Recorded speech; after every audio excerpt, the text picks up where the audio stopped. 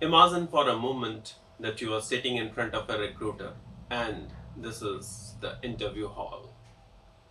Now, the first question that you would be encountered is all about your introduction.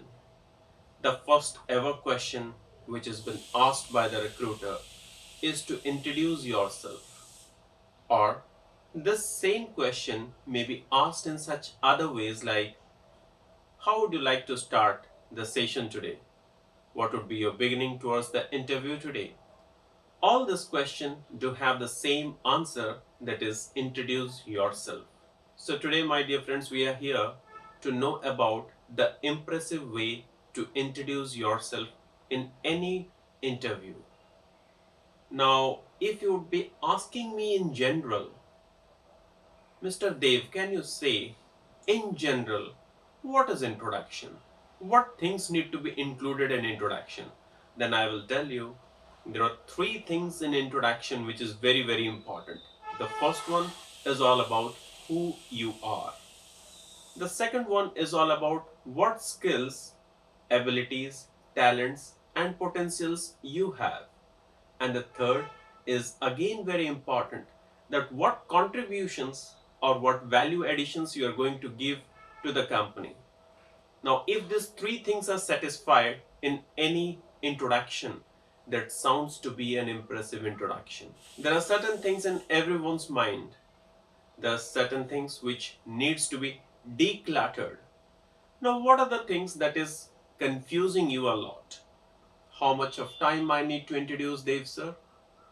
What are the things I need to keep into the appropriate form of introduction? What is the step by step process of introducing each thing in a proper manner? How much of time I need to take to introduce myself, whether 1 minute, 2 minutes, 3 minutes, or 4 minutes? What is the exact time to introduce in any interview? All these questions which is coming to your mind, which is touching your mind, let us give a full stop to all these questions and let us know what is an introduction, how to give a beautiful introduction, how to frame out and structure the essence of introduction in a impressive manner.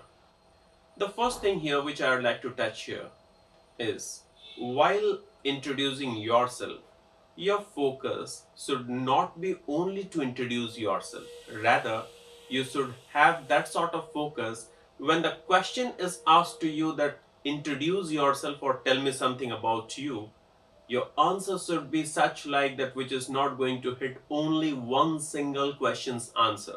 Rather, your answer should be in a multi-dimensional way so that it is going to hit five other questions. Now you would ask me, is it possible, Mr. Dev, that one question's answer I would be hitting to five questions? Is it possible? Now, literally and essentially, everything is possible if you have a desire to learn the things in a proper manner, in an appropriate way, if you are going to represent that one. So, today, let us understand how to introduce yourself in a proper manner. First of all, I'd like to clear up that there is no perfect time to introduce yourself in any interview, but always it is advised to introduce yourself within a minute.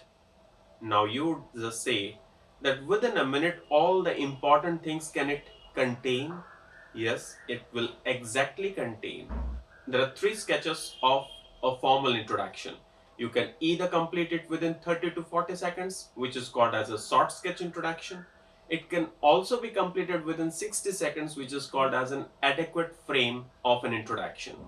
It can also stretch on from 1 minute 30 seconds, that is 90 seconds and onwards, which is called as a long sketch introduction.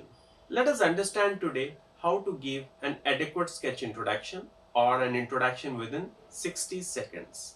Now, if you will be having a question in your mind that what about the short sketch introduction and what about the long sketch introduction?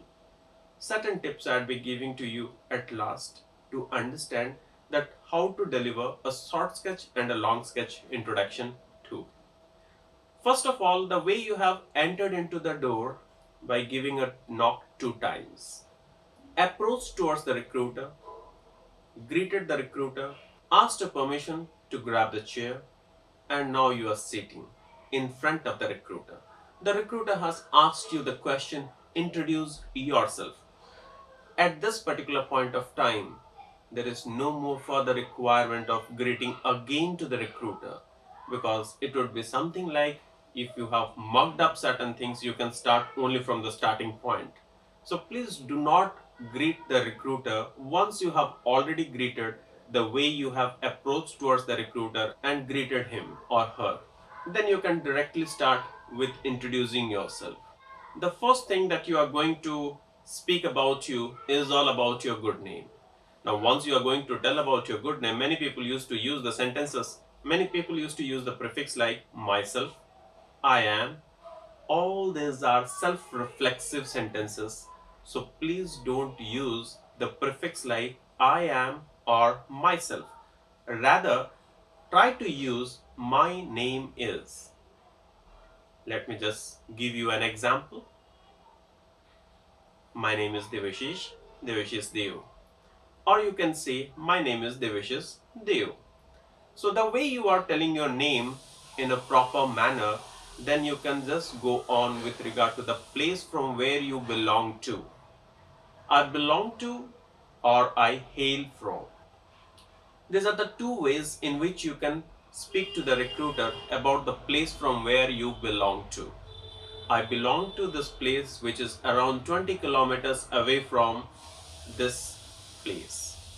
Or I belong to this place which is coming under this particular district. I hail from this place. These are the different ways you are going to speak.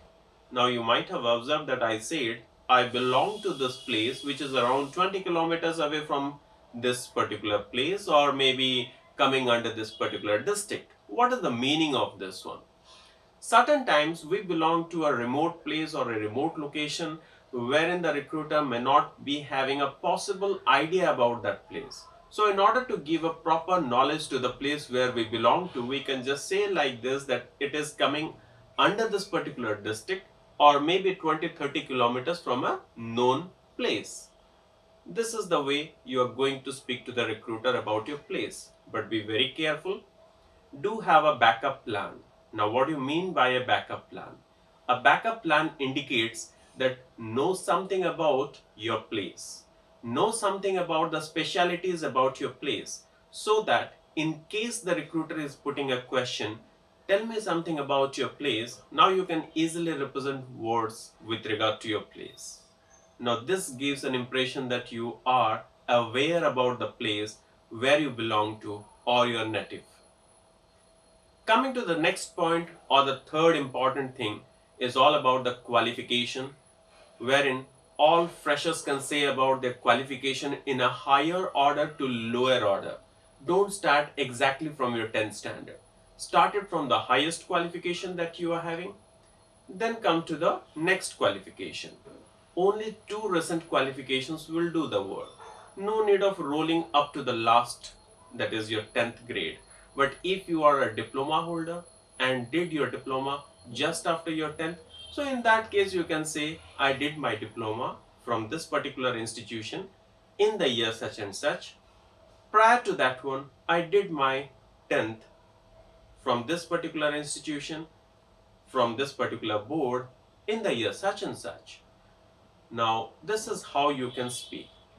But remember one thing, if you are an experienced person, you are having an experience of more than 2 years, at least, or more than 2 years. In that case, if your experience matches with the present requirement of the job or the present scenario of the job which you are applying for, in that case, it is advisable to speak about your experience first rather than your qualification. Here, your experience counts more rather than your qualifications.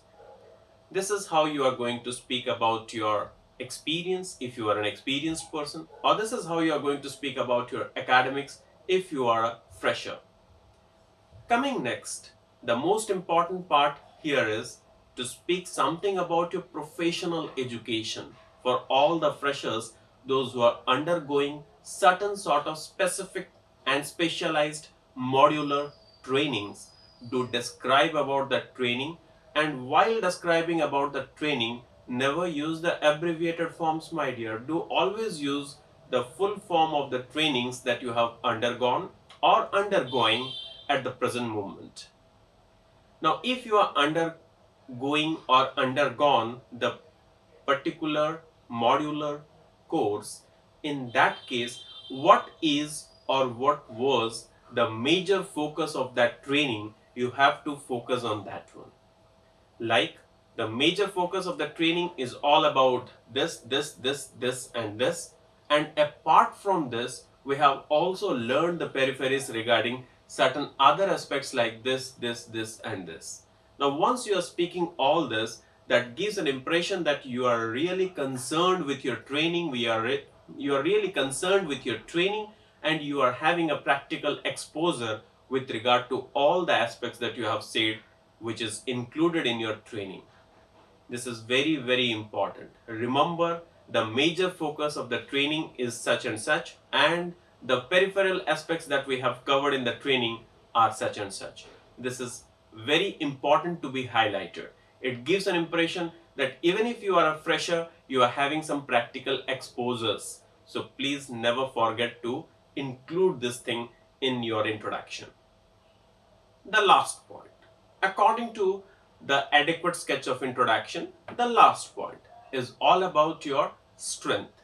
Now, what comes with regard to the strength? There are two types of strength, my dear friends. One is your technical strength, the technical expertise that you are having in the field which you are going to apply a job for, whether you are having the strong knowledge of the practical training or the practical modular course which you have undergone or which you are undergoing at the present moment.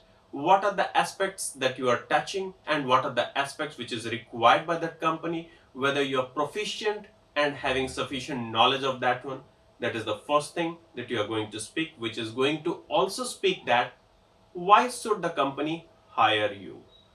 Because generally in introduction, whenever we are giving introduction, you should not only focus on your introduction, rather try to focus on multiple questions. If the recruiter could ask you, then certainly you would have already given the answers to that one. So whenever you are telling about your technical strengths that you are really good at, the technical expertise that you are having strong knowledge of, or you are proficient or efficient, having sufficient knowledge and sufficient skills of, that is going to prove that you are the fittest candidate for that particular job. So always try to include your technical strength and technical expertise as your core strength. Apart from that technical strength, if you are having something called as your personal strength, maybe hardworking, smart working, quick learning, decision making, or having the ability to lead a team player, all these are coming under your personal strengths.